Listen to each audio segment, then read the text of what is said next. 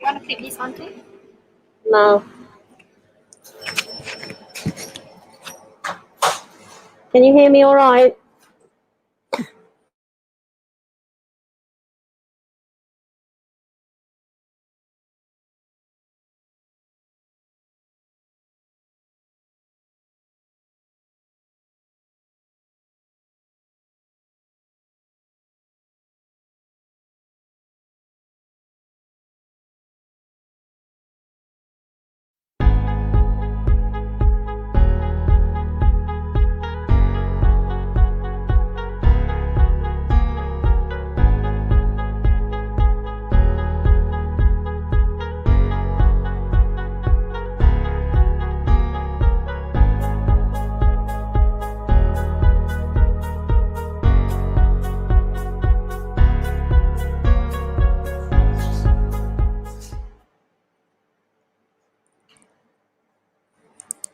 Hi, everybody. Thank you very much for joining us. Those of you from Malaysia, those of you from Singapore, really appreciate that you come with and join us on a Friday afternoon at 5 p.m. Thanks very much for your support. Today, we mentioned that we were going to have a look at some of the new products that are coming in from Egypt. Now, this is from the same company that we import teas from. So this is again under the Sekem umbrella. And we focused last week on the functional teas. So the mother's herbs, the cold cure, and the digestion teas. This is the same company, but it's a daughter company. And it's actually called Atos Farmer. And I was sent a very nice set of samples of the different herbs that we were going to have. This is the basil, which I'm going to be using today. So I got a nice big jar of it. But what we'll be looking at is this new range of herbs that are coming in from Egypt. So we have savory, we have basil, we have thyme, we have a very, very nice garlic powder for those who don't want to get their fingers smelly like me. And of course, we have onion powder. So that's a very quick way to add flavor to your sauces. So those are our new products. And I'm going to be using some of them today, not all of them, because there's a very great number now. There's also dill seeds that came down with that same batch. So those are the dill seeds, and I'm going to be using those today.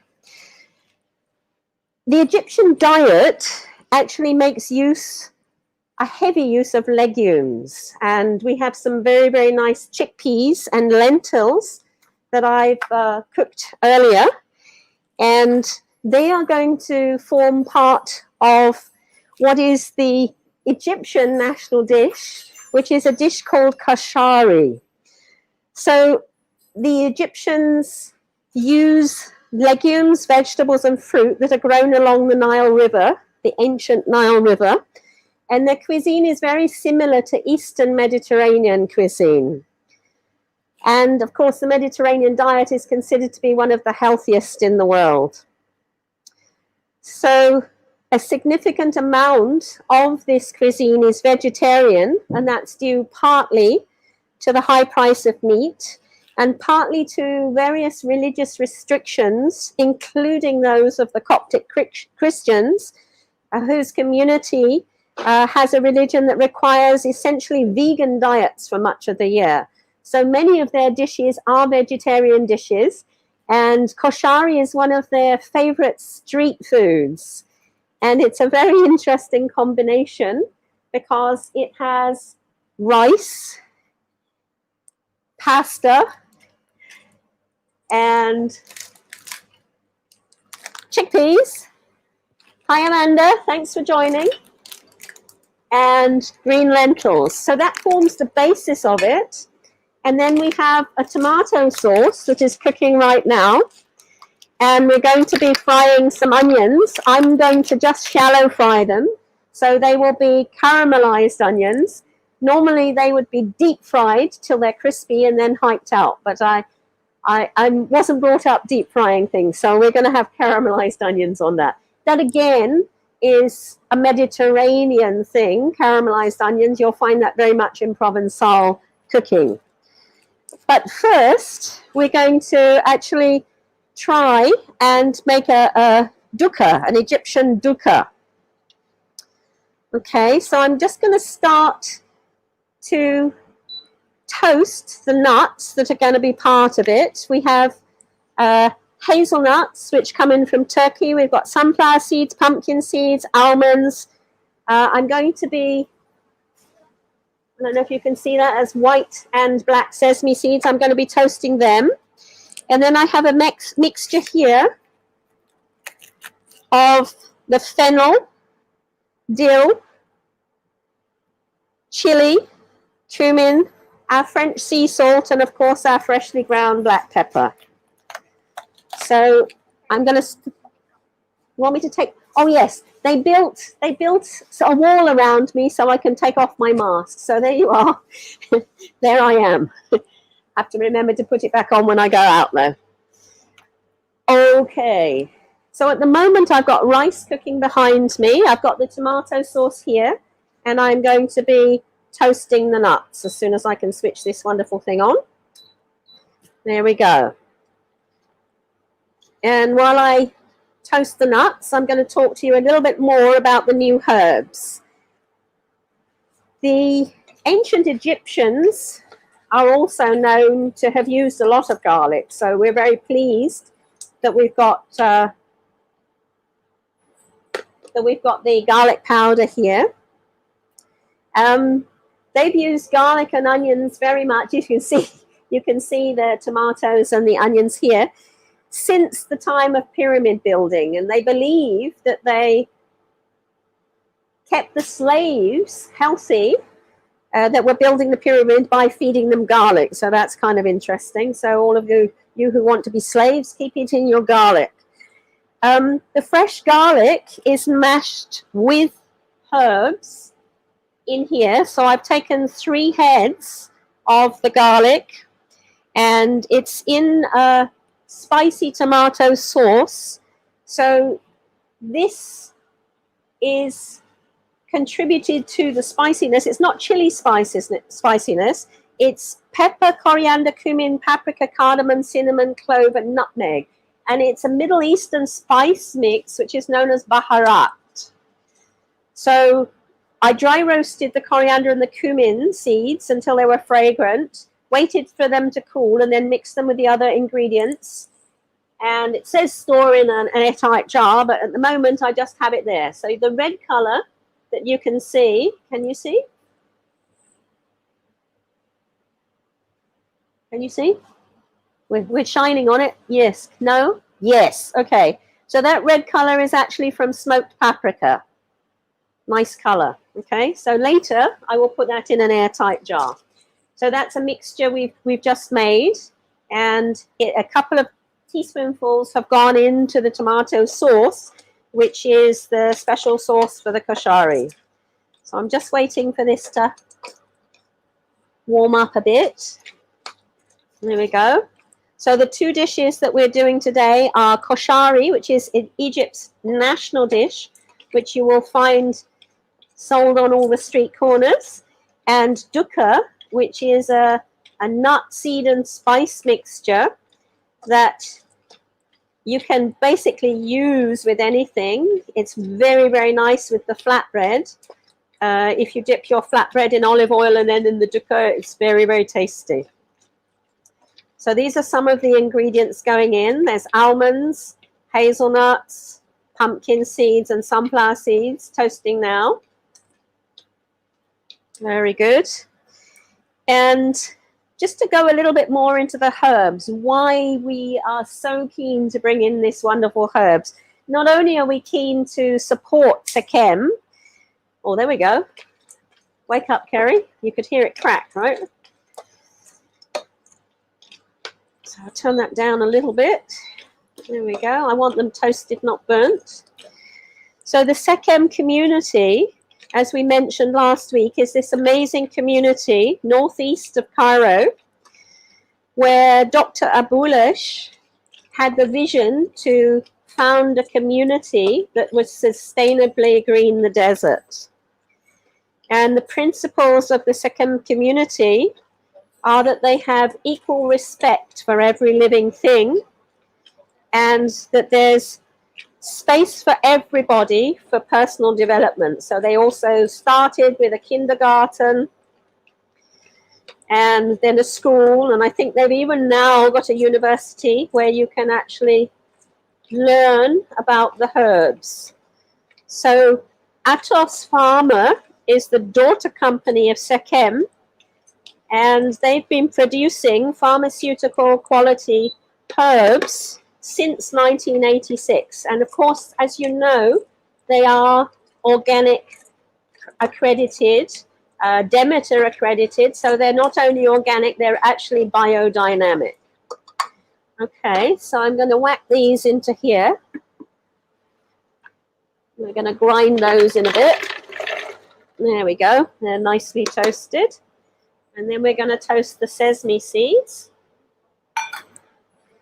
Very good.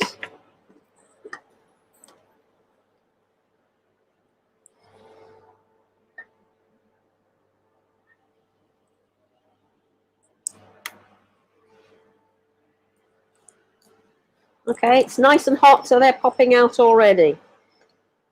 That's awesome.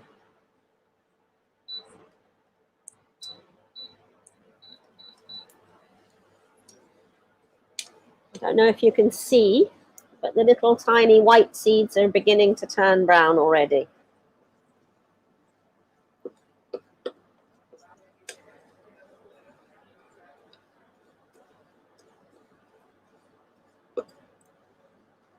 They're even hopping out of the pan. You can hear them cracking, right? Yeah.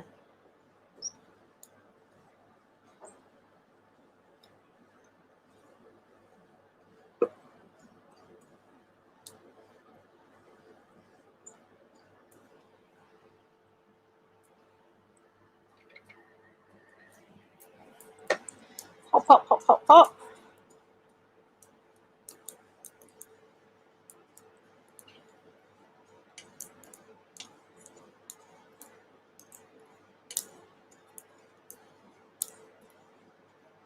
Okay, turn that off because it has residual heat even after it's turned off.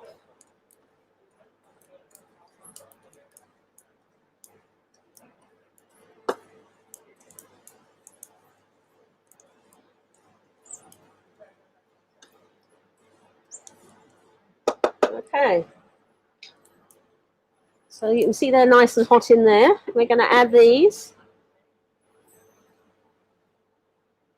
And we're going to make a noise. First of all, I'm going to add the herbs. Now, the herbs that I've used in the dukkha. So just to run through very briefly again, we have toasted hazelnuts. We've just toasted them. We've got sunflower seeds, pumpkin seeds, almonds. We just toasted the sesame, black and white. And this spice mixture, you'll see it's a different spice mixture. Can you grab that? Okay. Yeah, can you see if it's a different color? So this one is a mixture of coriander, fennel, dill, chili flakes, cumin, French sea salt, and freshly ground black pepper. Okay, so that's going to go in on top of the nuts and seeds. Awesome. And I'm just going to give it a quick pulse.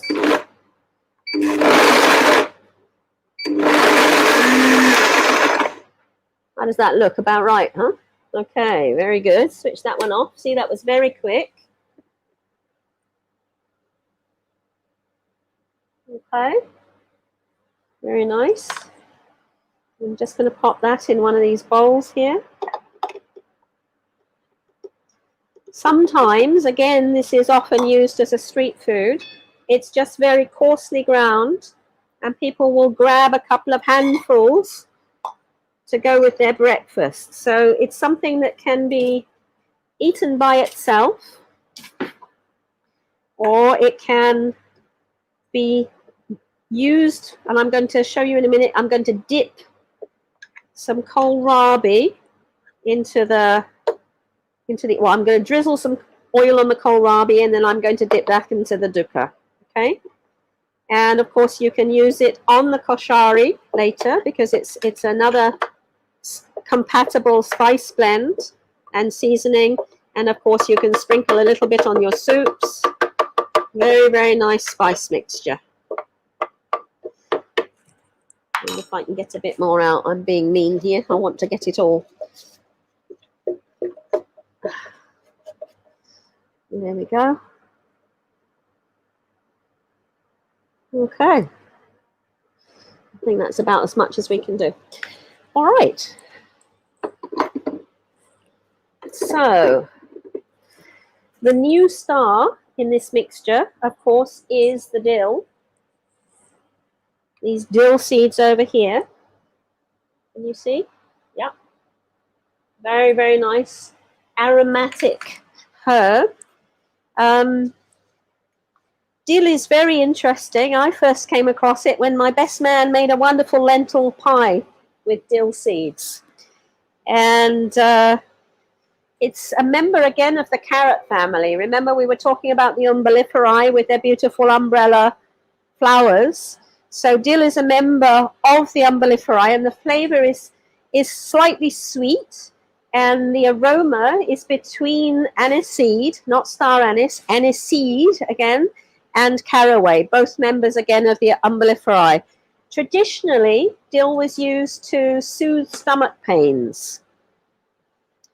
So each of these herbs that we use, of course, they're coming in from Atos Farmer. They are pharmaceutical grade, but they're also used medicinally. There's a very strong culture of using herbs in Europe, and especially around the Mediterranean, because so many herbs grow so well in that climate. So they've managed to grow them in the desert even, okay? The other thing, of course, that dill is used for is dill pickled cucumbers, one of my favorites. Okay, so I'm just going to cut a little bit of the kohlrabi. Kohlrabi, remember, is a member of the cabbage family, so it has all the good properties of the cabbage family. Actually, it's probably wet enough to just dip in without the oil. Let's see. Yes. Can you see? Just dipped in. Okay, Sherning, this is for you. Okay. I'm going to taste it too. Can, huh? Okay, very good. Oh, yes. Huh? No. But we have to stand. Little bit spicy, right? But just right. Right? Want some more? Yeah. Welcome.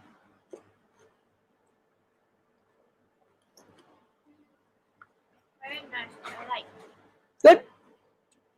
So that's our dukkha recipe, using our new herb of dill.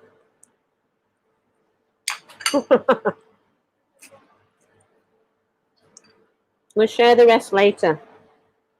Okay, again, when the dukkha is finished, you want to put it in an airtight jar, and it will keep for quite a while, probably at least a week in the fridge.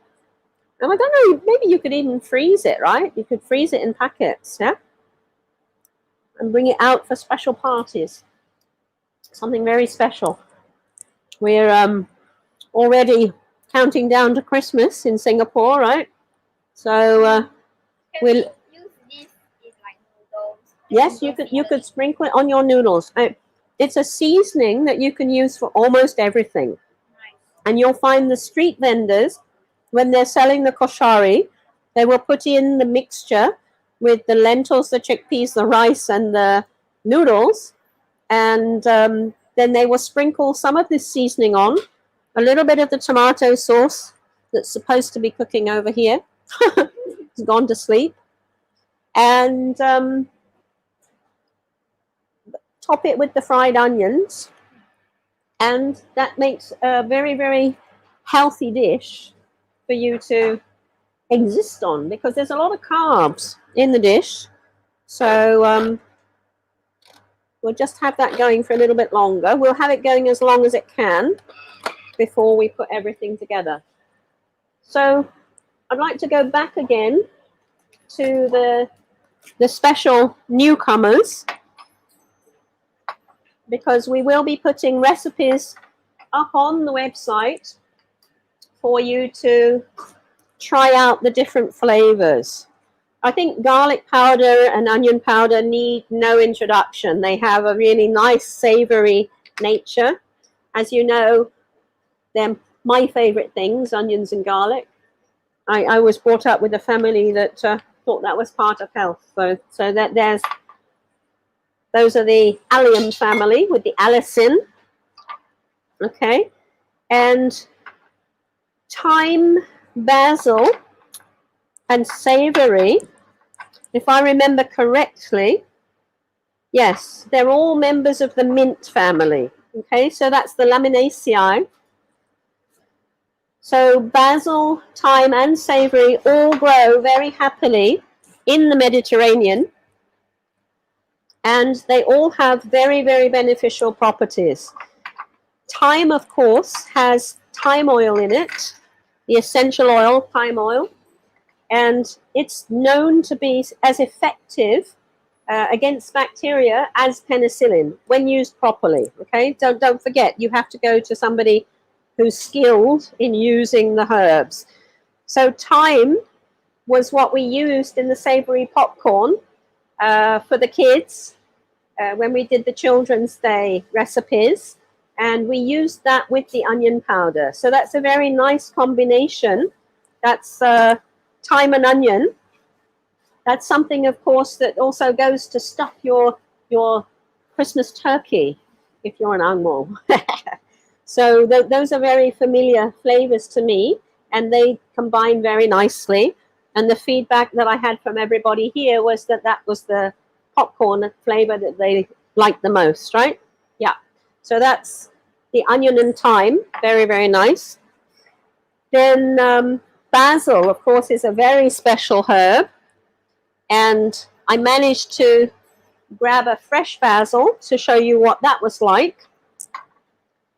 So that's the beautiful sweet basil that comes in. There's the basil, okay? The dried basil, you can see. And this is the fresh basil, okay? And Laminaceae, the mint family. We also have Tulsi tea, which is the Indian holy basil. That's another basil, member of the mint family. And we also have Thai basil, of course. Thai basil goes into your Thai green curries. Yum. Okay, so that was basil. Put them together there. And then the last one we have is savory. Now, savory is a little bit more unusual. Probably most people have heard of thyme and basil, but savory is also part of the traditional bouquet garni that is used in French cooking, and also in the herbe de Provence, which is the Provençal herbs. So this is related to thyme and is similar to thyme, and has, like thyme, essential oils, which are antibacterial and antifungal. And in Germany, it's actually called Bohnenkraut, which gives you a clue. Kraut meaning herb and Bohnen meaning beans. It's something that they cooked with beans. And apparently it would have been the broad beans that are very familiar in Egypt that are used to make the fal madamas. If you've ever had the very nice mezze platters down on Arab Street, you'll know that they make a very good fal madamas down there. and that's something perhaps they would even use the savory in. Certainly it's used now in Germany for the French beans. So that's the savory. There's the nice new label, very pretty design. And there you can see it's a slightly bigger leaf than the thyme. So that's organic summer savory. So that's our basil, thyme, and savory. Very, very wonderful herbs, all with very good medicinal properties in from Egypt. Okay, so I better get frying these onions, otherwise we won't get done before it's time to go.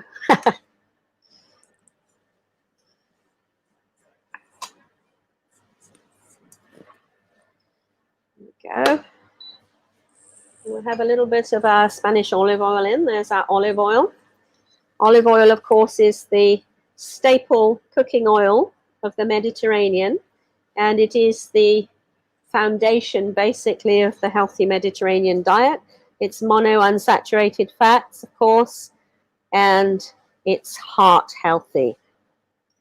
This particular olive oil, apparently, the olives are picked, pressed, and bottled on the same day, and that is why the polyphenol content is so high. So, here we go. I think we'll have it a little bit cooler. And we're going to start then slicing the onions.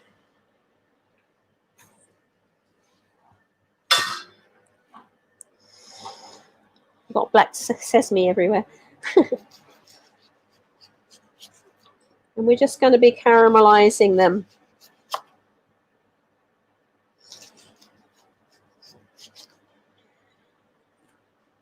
I'll wait till the olive oil heats up a bit, I think, before I put it in. Because what I found yesterday was that they have a very high water content. So it takes quite a long time for them to caramelize. Unless I have it up very high, and then I have to be very careful because I don't want them burnt, because if they're burnt then they become bitter. And I don't like that at all. It's probably not very good for you either.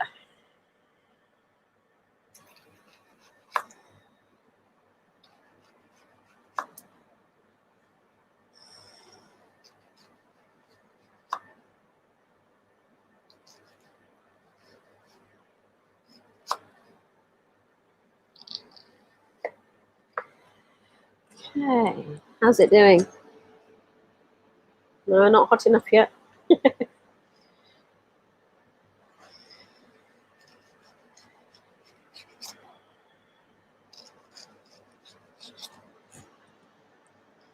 Maybe I'll go a little bit hotter.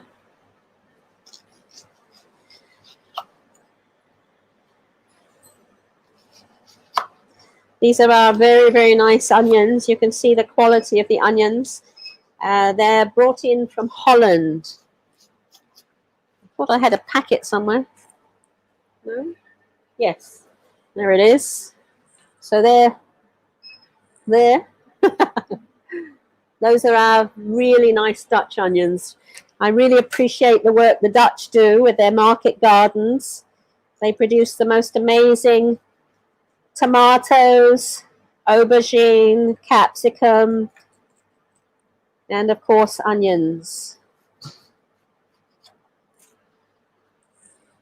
Okay, that sounds better. Sounds better, feels better. There we go. Okay, Shanning, you're in charge. You hold the camera with one hand and you stir with the other. Can?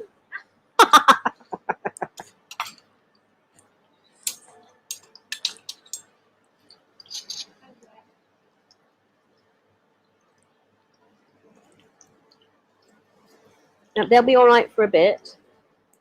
The black spence is just there. I'll put it down a little bit, yeah? I'm just going to have a look at the back. How are we doing here?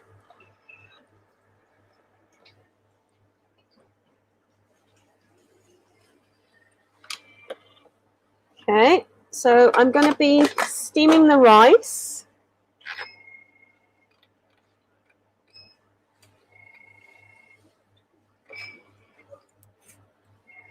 And the tomato sauce. Would you like to swing around and take a look at the tomato sauce? I'll do that. You can have a look at the tomato sauce. Can you see the tomato sauce? Can we switch to the handphone? Have a look at the tomato sauce. Yeah, there you go. So that has 3 heads of garlic in it. And I've made it with fresh tomatoes rather than getting it out of a can. So that adds to the flavor. That's got a teaspoonful of basil in it, the dried basil, and also a teaspoonful of the baharat, the spice mixture. We will give you the spice mixture. It will be going up onto the website. That's ZENXIN.com/SG. And of course, the 2 recipes, the recipes for the dukkha will be going up, and the recipe for the koshari. So you'll have 3 different things to play around with.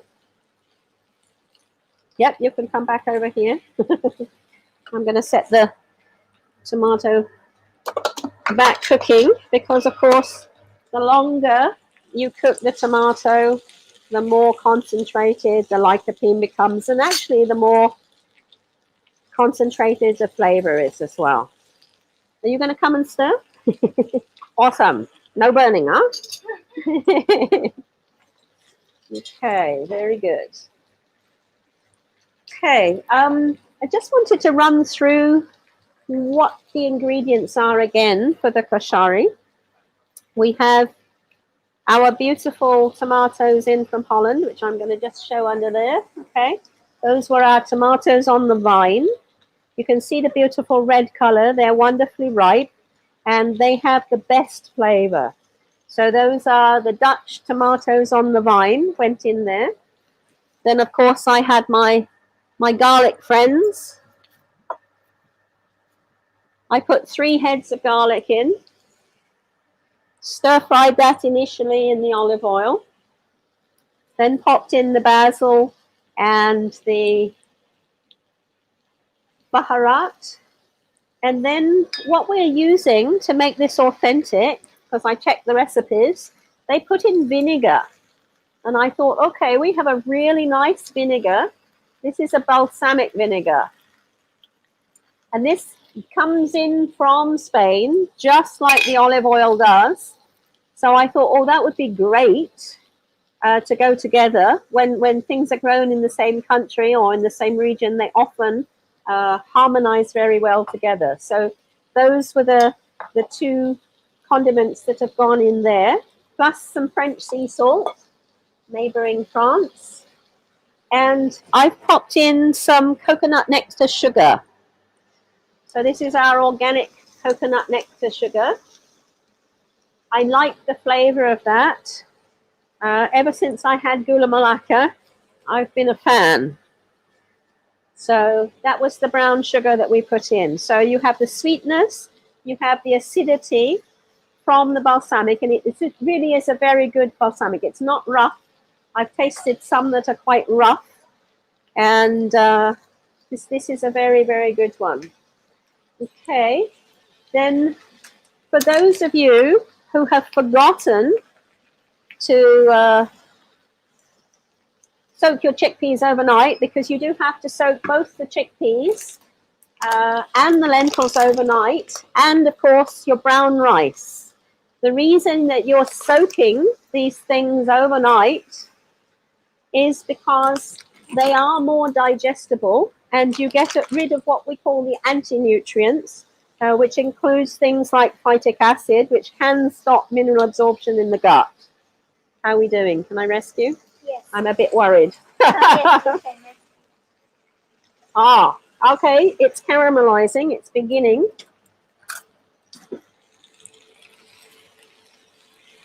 Actually, we'd better probably to have another wooden one so I don't damage the pan. There we go.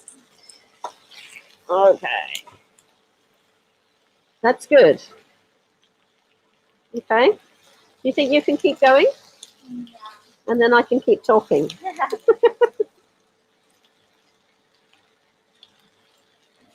You just have to keep moving. Can? With both or With both, yes. It's easier with both. Yes. There you go.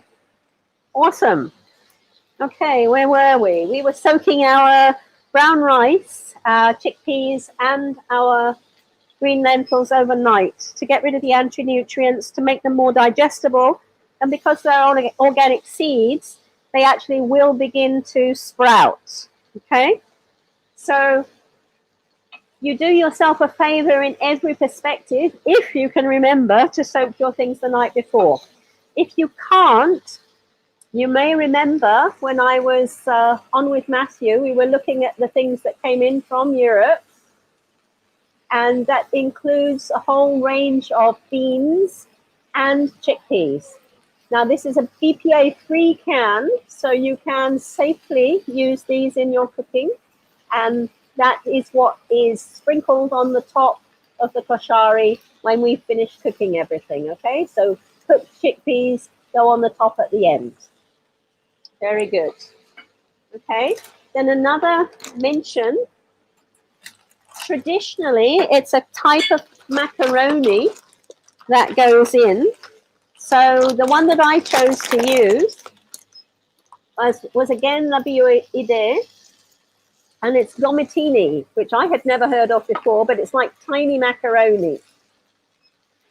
So that's a wheat-based pasta, and as you know, some people are really not able to eat wheat. So we have something for them. We have gluten-free, organic, whole grain macaroni. You can see that. So very, very similar.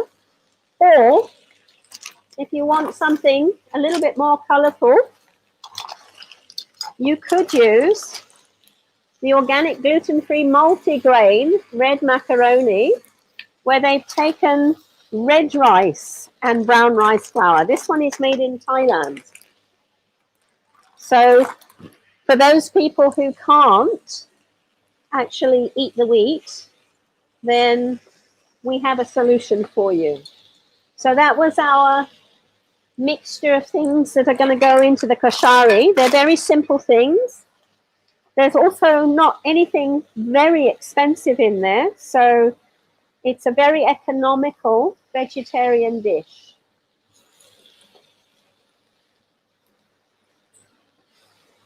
Okay.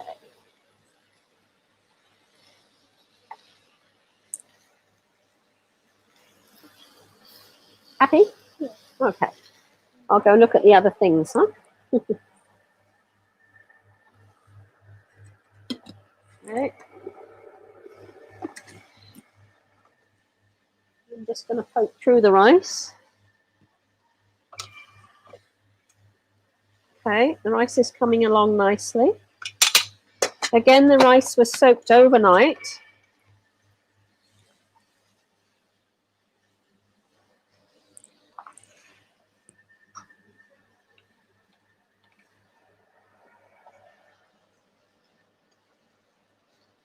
Very good. And this is the sauce actually that I made yesterday, the tomato sauce I made yesterday. That was very, very nice with the caramelized onions as a topping. So it's the same dish? Yes, it was the one you took the photograph of. Yeah.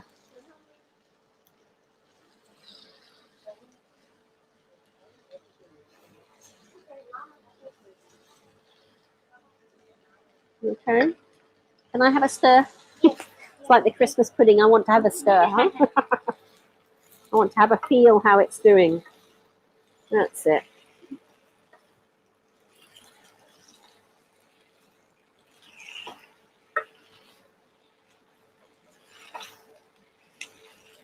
Okay. There we go. No, I cooked this one with olive oil. It smells like butter? No. No, no, no, no, no. No. Butter is more of a northern European thing.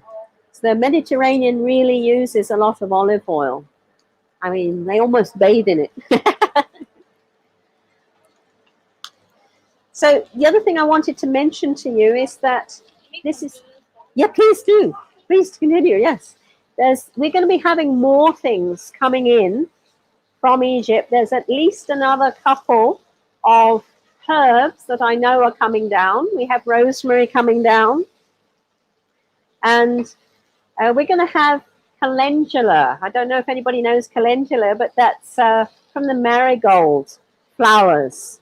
So that's something that apparently can be used instead of saffron. So it's a cheap form of saffron, and you can use it to color, for example, your rice. I haven't tried it yet, so I'll have to try it and let you know. But supposedly it's a cheaper alternative to saffron. And of course, it's organic, so that's something very special. So I'd like to go over the baharat mixture again, because we have all these wonderful things from Egypt. We have our tea range, which I believe is now up to about 22 teas. And we have these new herbs coming down. And of course, the onion and the garlic powder. But we have also got a wonderful range of spices that come in from India. You'll find that we've now got a little product of Egypt at the bottom there, you can see, but we've also got the spices coming in from India. So for example, the fennel seeds, product of India. Okay, so although the baharat is a Middle Eastern spice mix, Egypt has been quite influenced by the spices that were brought over from India, and of course those that were brought by the Arab traders who went as far as the Moluccas. So the Moluccas, the Spice Islands just beyond Sulawesi, are where they would bring in cloves and cinnamon from. And those are, in fact, part of the mixture. So the baharat has our simply natural black pepper, freshly ground, of course, is best. And this, actually, hold on. I have one open. Let me show you. There we go. Thanks very much. Well done. So this is the pepper grinder. And you just flip the lid off, turn it upside down, and you grind freshly ground black pepper into whatever dish that you want. So the baharat in our recipe has a tablespoonful of freshly ground organic black pepper. It also has, and you're spoiled for choice here, because we have organic coriander seeds coming in from Egypt, and we also have them coming in from India. These particular ones are from Egypt. So we take the coriander seeds and the cumin seeds. The cumin definitely come in from India at the moment. They may also bring them in from Egypt, because Egypt uses a lot of cumin too. So these two seeds, and I'll let you see the seeds here. There's the round coriander seeds and the long cumin seeds. These two seeds you can actually dry roast first to bring out the aroma. So you dry roast them, which is what we did, of course, with the sesame seeds, right? And then you grind them. And then the aroma is even more wonderful than if you just ground them without toasting. Okay, so freshly ground black pepper, dry roasted coriander and cumin, which is then ground, then a smoked paprika, an organic cardamom powder, our simply natural cinnamon. Where is it? Here it is. This is our Ceylon cinnamon powder. Remember, there's a difference in the different cinnamons. Okay. So that's very good. This is Ceylon cinnamon. This is the one that's very good for your liver, and of course very good for diabetes type 2. And then we have clove powder and nutmeg powder in the mixture. So again, it's a very nice, fragrant mixture. Just remind you once more, it was this one here, and you can see the smoked paprika made it that beautiful color. I have it right next to the dukkha, and it's quite a different color. So the different spice mixtures not only make a flavor difference, but they make a difference in the visuals too. So I wonder how my rice is doing. Hold on. Check that again.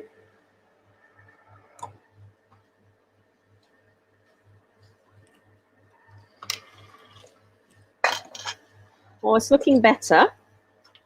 Not quite done yet, I don't think. Still a bit hard.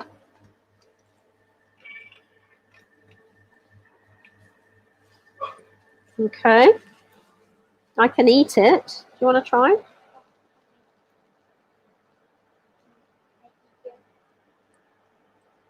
It's edible. A little bit hard. How many more minutes? You're the expert. Come on. Hiya. Almost eat potatoes.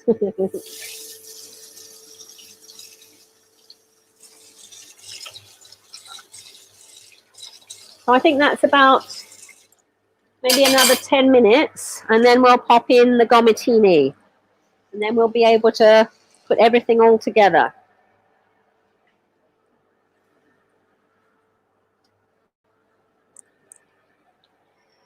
So around the corner here, I have the chickpeas that we soaked overnight and cooked this morning, and the same for the lentils. There they are. They're also cooked this morning. So we're going to assemble them. In fact, I can start adding probably into the big bowl. How are you doing?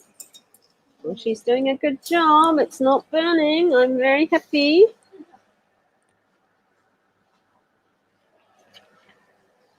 There we go.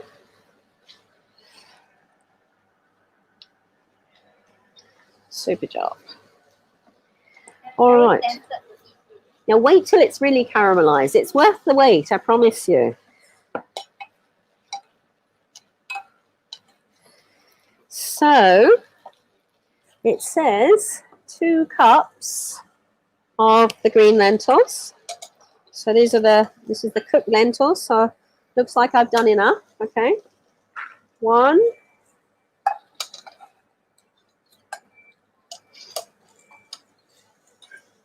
2.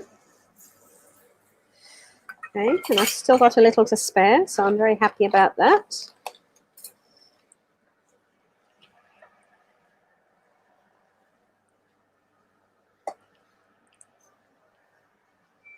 And okay, then we're waiting for, I'm going to garnish, I think, with the chickpeas. I'm not going to put that in.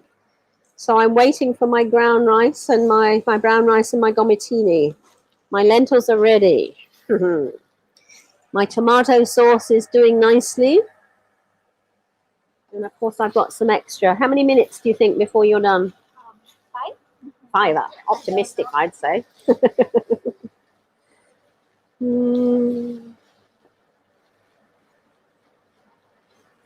How about the rice in 5? Think can or not? The rice will be very soft. Well, it was too soft yesterday, remember? You complained. It's kind of like porridge. Yeah. We don't want porridge. We want individual rice grains. 5 minutes? 5 minutes for both, huh?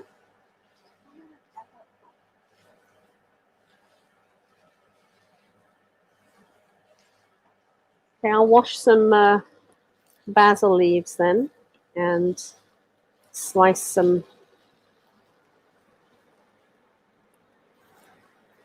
tomatoes for garnish, okay?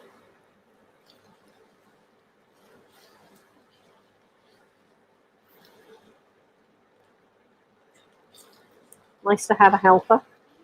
Normally I have to do all this myself.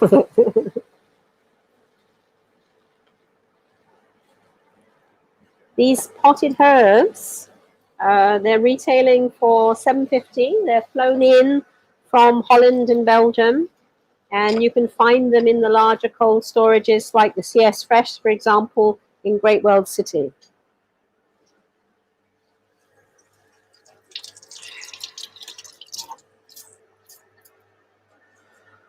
Okay. We'll just take the core out, I think, of the tomatoes. Not fond of the core.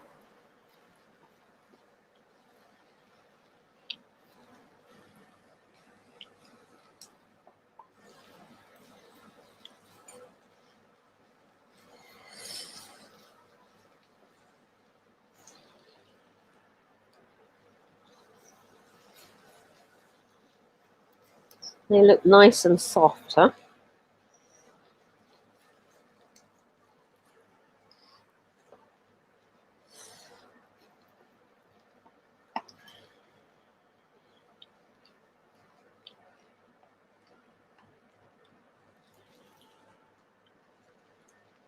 Okay.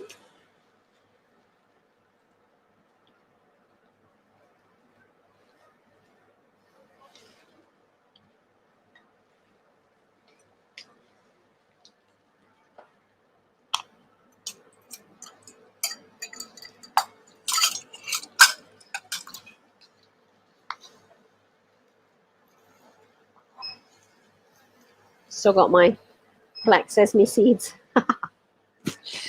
Very good. So we'll just have some slices.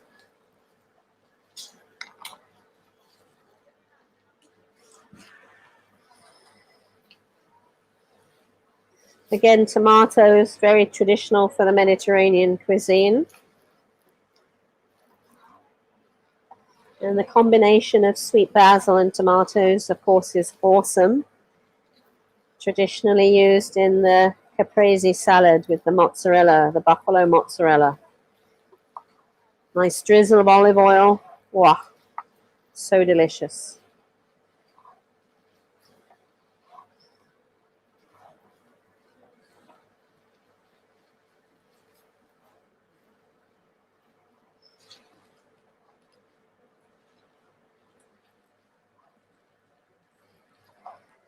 Okay, so we have basil, we have tomatoes. Would you like a portion or would you like it on a big dish like yesterday? I think portion. Okay. We'll do a small portion then.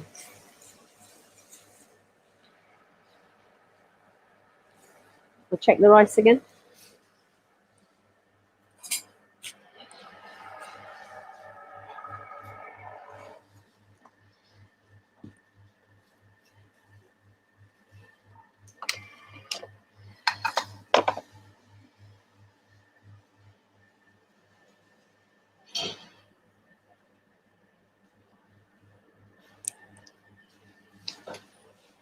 It's grainy now. Bit more? Yeah. We don't have much more time to go, you know. Don't be too fussy.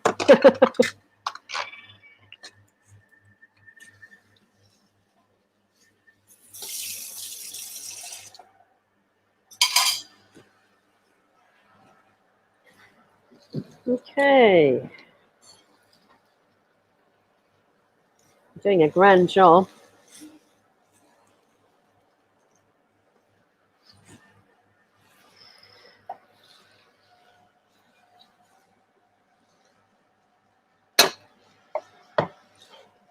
Get a couple of dishes out in hope.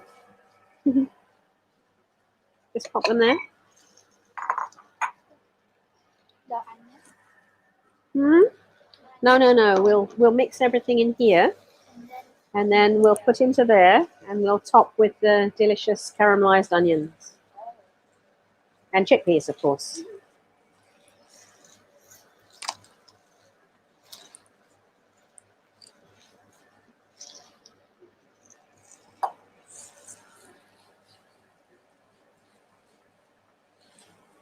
It's always the last bit where they catch and everything goes wrong, so keep paying attention. See?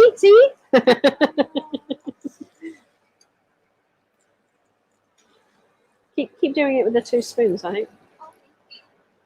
Then you can turn it over more easily. That's it.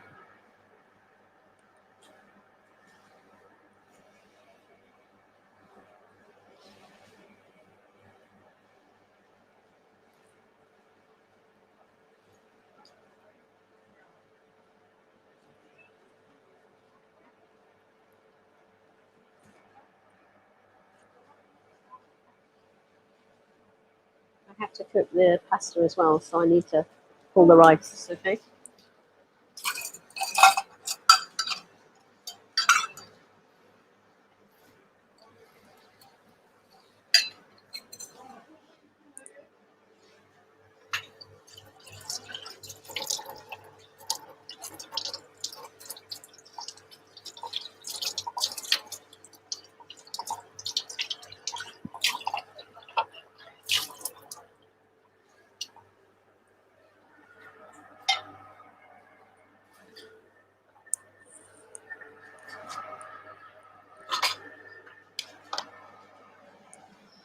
So I'm just going to measure out the gomitini. We're just going to have, let's see what they say, 1 cup, right? Oh no, 2 cups. All right, 2 cups it is.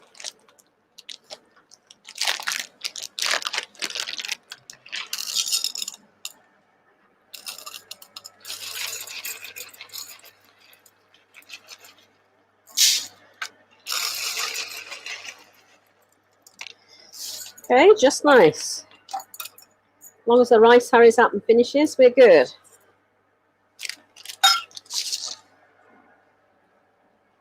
Very, very nice gomitini. I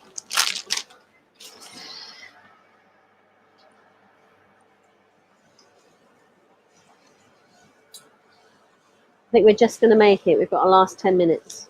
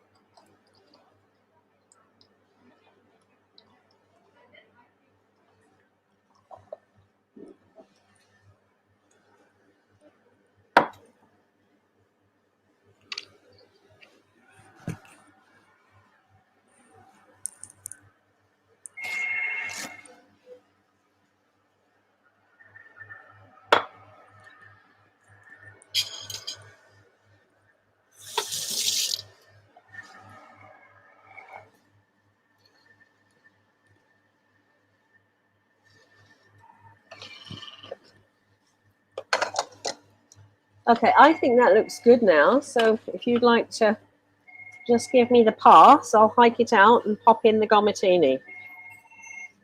There you go.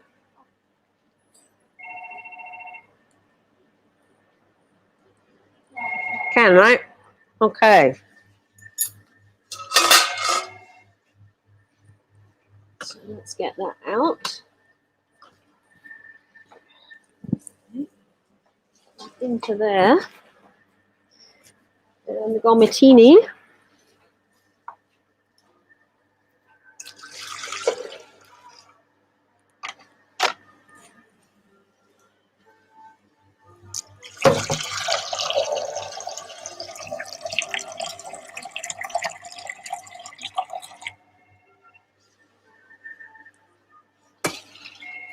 Okay. So gomitini, you have about 7 minutes, right? There's the tomato coming.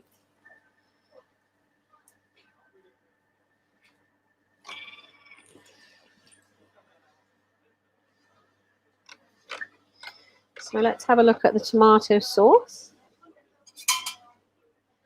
Have a taste of that.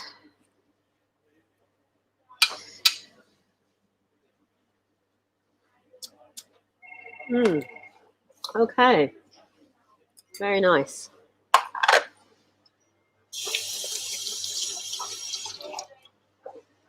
So here's the tomato sauce with the spice mixture, the basil, and the vinegar. Hot, hot. Can, right? Okay. So tomato sauce is ready. Gomatini have gone in.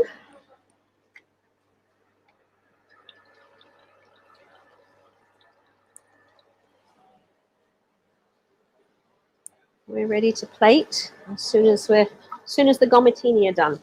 Let me mix in the rice.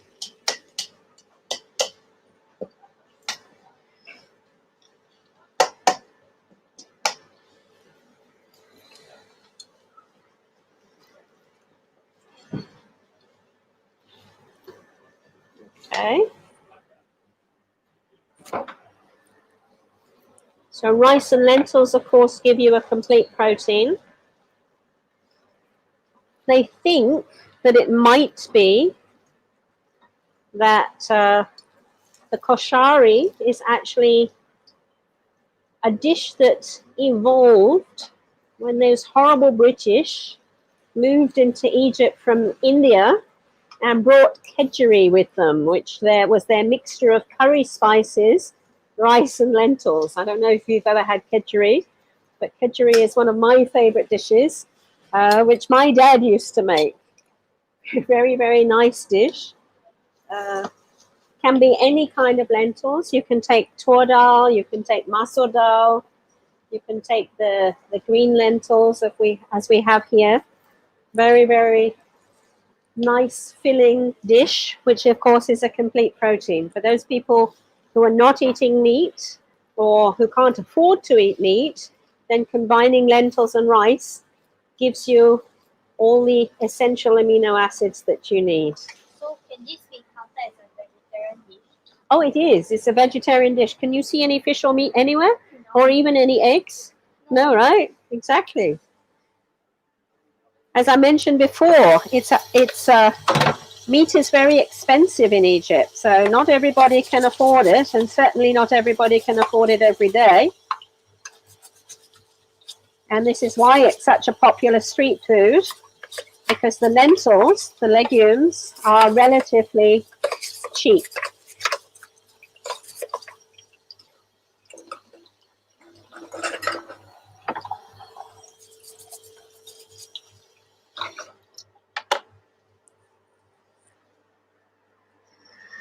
Okay, gomatini on the way. Happy? Does it look like it did yesterday? Nearly, right? Almost.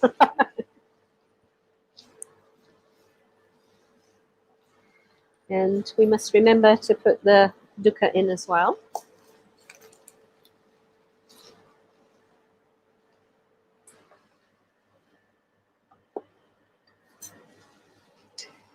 When you cook the gomatini, you want also to put a little drizzle of olive oil to stop them sticking together. Just a little.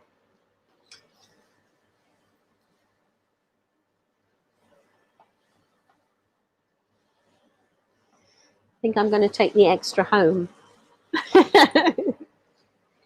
You can feed the world here.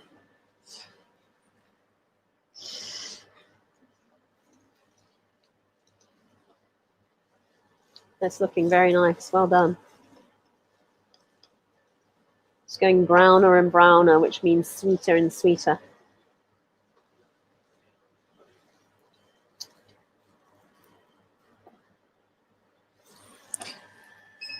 In just a few minutes, bear with us, and the gomatini will be cooked as well.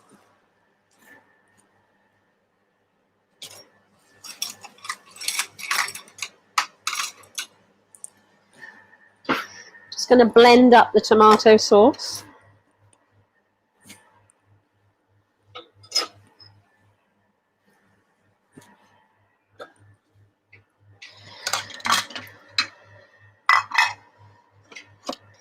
Get the garlic off the lid because I like all the garlic in the sauce, not on the lid.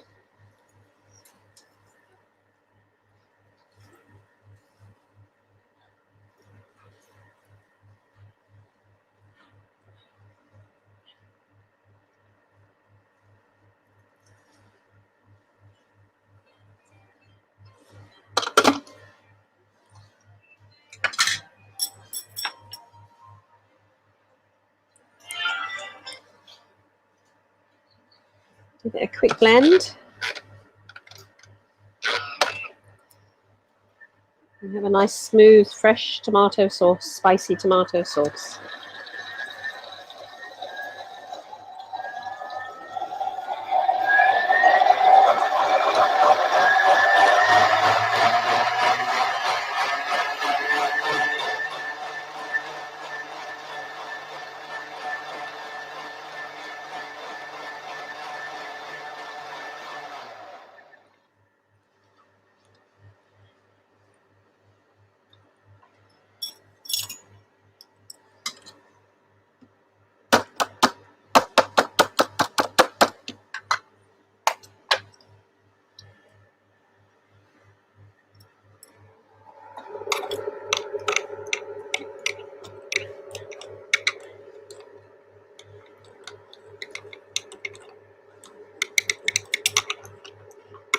Martini boiling away.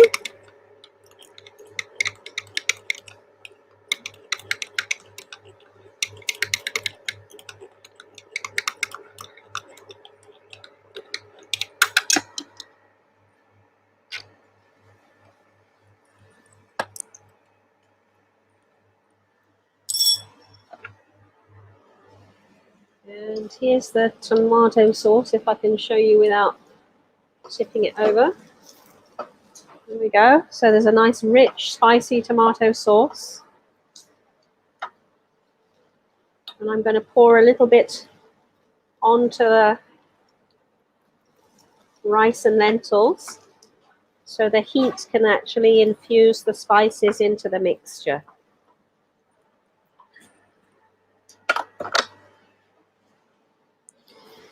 There we go. Ooh, that looks good. Just waiting on the gomitini now.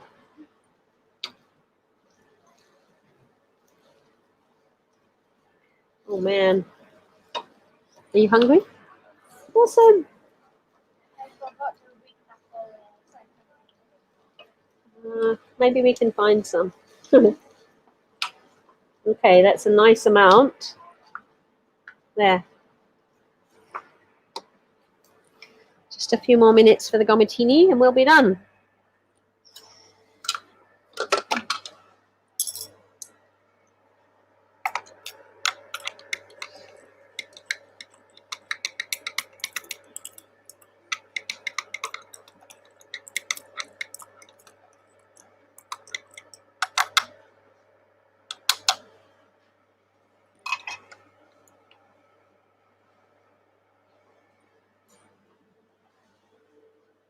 Just checking how they're doing.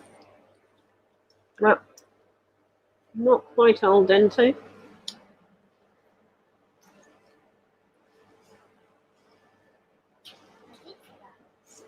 Looks good to me. You tired? We can just switch that off anyway. Okay, see that one's beginning to burn a bit there. Can you see? A little bit burnt. But not bitter yet. That's good.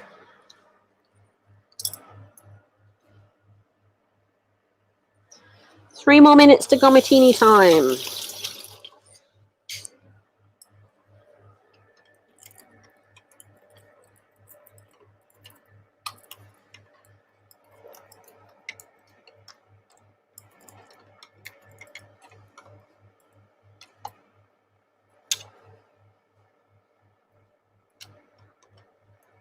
You can just imagine all this happening on an Egyptian street corner, right? Pot of noodles over here, lentils here, chickpeas here, rice here, onions here, salad. Of course, they would serve it probably with the traditional salad, cucumber, mint, tomatoes, that kind of thing.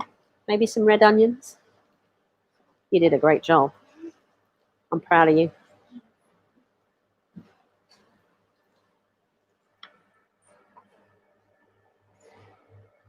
Two minutes to go, Martini.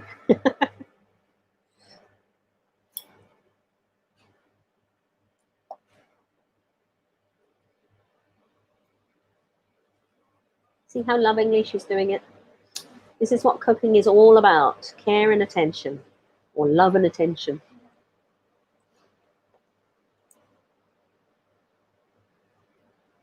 And that's the same ethics, really, that Sakem works with.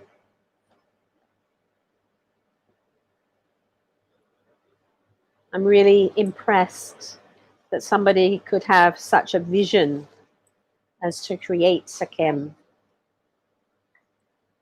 to sustainably green the desert, and to do it with respect for every living thing.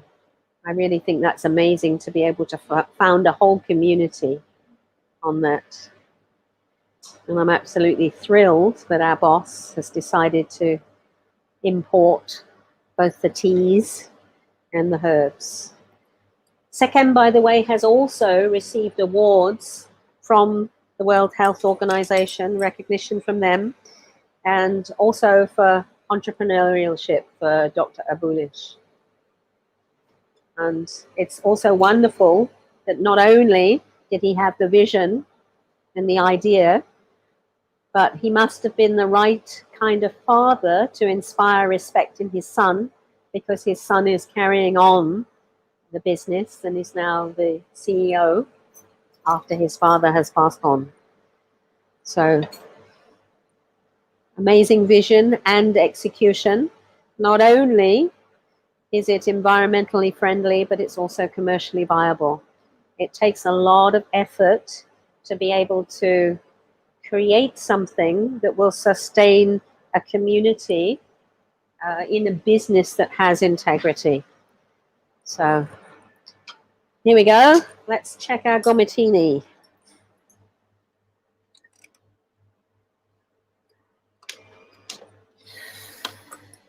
Okay, looks as if that might be all right.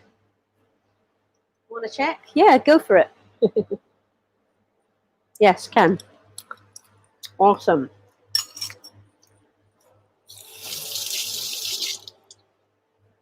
Got it? You want to switch the camera to the gomatini? I'll take it out. I'll move it across, don't I? There we are. All done. We'll just drain it.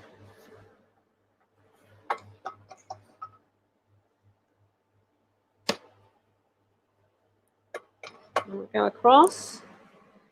And remember, we're going to have a little drizzle of our olive oil.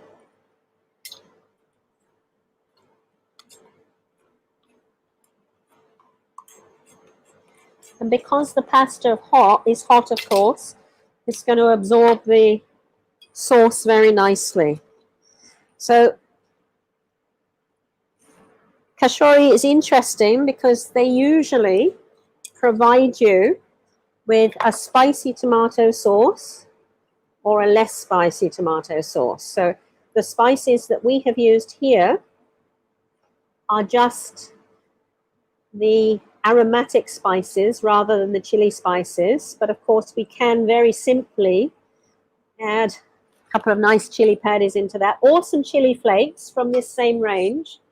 These chili flakes here are also awesome.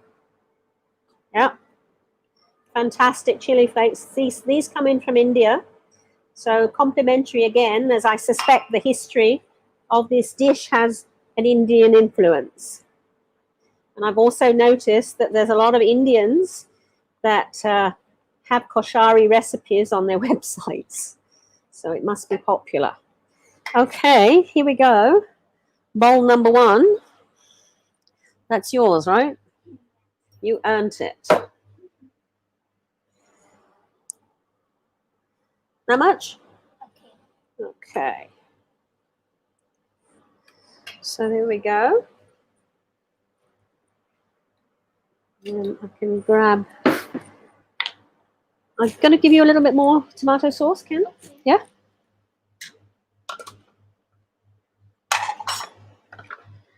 Just a little bit more. Okay. Lovely. Then we put some of these nice chickpeas onto the top. A little bit of the dukkha. Some onions, some lovingly caramelized onions. Okay. And a nice basil leaf. And a couple of pieces of tomato. And there's your reward. Thank you. I'll give you a spoon as well. Huh?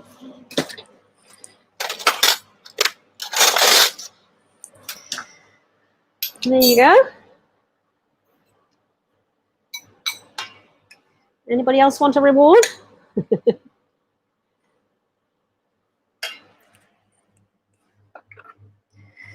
So there's the basic mixture.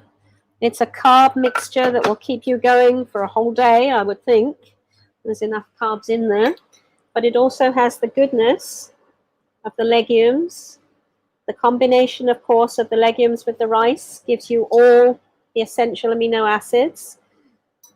The dukkha, of course, has spices, nuts, and seeds in it. And, of course, you know what I feel about onions. Onions are good for health. There we go. Do you add something different to it? Me? Yeah, I mean it tastes a bit different. Yes. I put less spice in. Do you like it better? Aha. Good. I made the right decision. Okay. Thanks, everybody. Go back to the main screen. Hello? Can we go back to... Yes. Thank you very much. So there's my reward. Sherning's got hers. Fantastic koshari. Caramelized onions, because I don't have a deep fryer. Fresh basil to complement the dried basil. Remember, we sprinkled the dukkha in there, the nuts, seeds, and spice mixture, and fresh tomatoes from Holland on the top. So this is really a world dish. And as I said, the koshari probably has Italian and Indian influences, but it is the national dish of Egypt. Hope you enjoy the recipe. We'll be putting it up shortly. Thanks very much for joining us. Thank you, Shernin. Awesome work. Bye, everybody.